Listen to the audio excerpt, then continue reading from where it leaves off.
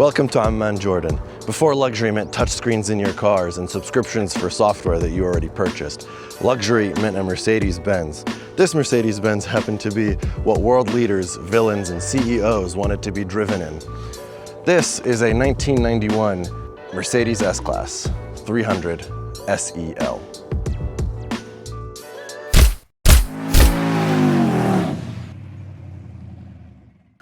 The production code for this Mercedes-Benz is called the W126. It came out in 1979 and lasted 12 years, which is extremely long for a Mercedes-Benz, let alone an S-Class. They manufactured over 800,000 of this vehicle. This one being in 1991 means it's the last model year, so let's assume it's the best put together. Designed by the legendary Bruno Sacco, the guy who shaped pretty much every cool Mercedes from the 1980s onwards. The goal was aerodynamic luxury, and for a giant brick in a suit, it was pretty damn good. This car sits at the peak of Mercedes-Benz bank vault era with thick doors, chrome framed glass, and zero creaks. The signature Mercedes thud when you close the door. It was perfected with this car. The L in SEL stands for the long wheelbase version of this car.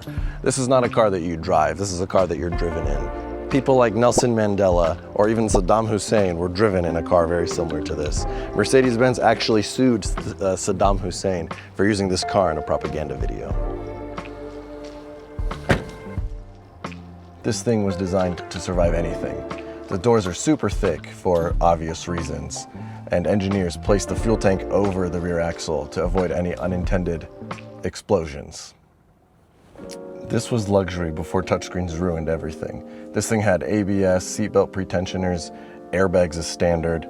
There's a phrase that says, if you want to know what'll be standard in any car in 20 years, look at the current Mercedes S-Class. The stuff that this thing has is what every other car has, but this was 20 years earlier than everybody else. No OTA software updates, no unwanted LED ambient lighting. This thing was built to last, and it was built to look luxurious, even well past its time.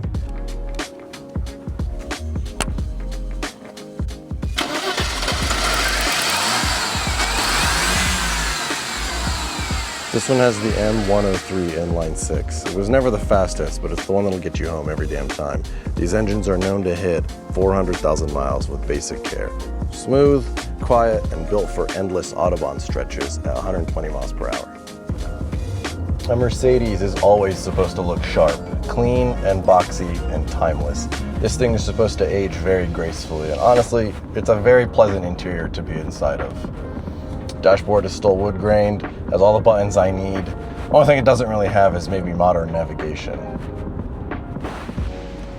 The ashtrays in this car were absolutely massive to accommodate everybody. I mean, look at this one. It has cigarettes from probably the 90s in here, who knows.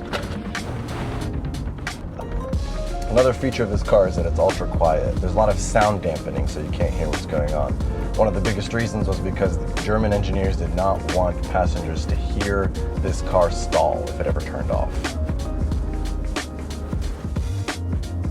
The Mercedes W126 cost $140,000 in today's money, so it's basically the Maybach Mercedes of its time.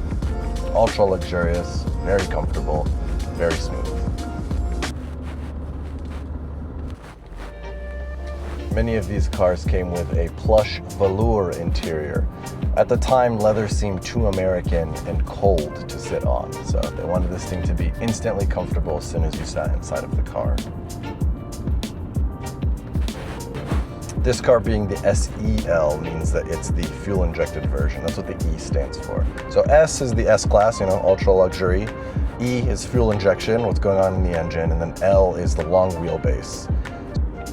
This exact model line chauffeured people like Ronald Reagan, Queen Elizabeth, Fidel Castro, Nelson Mandela, and Saddam Hussein.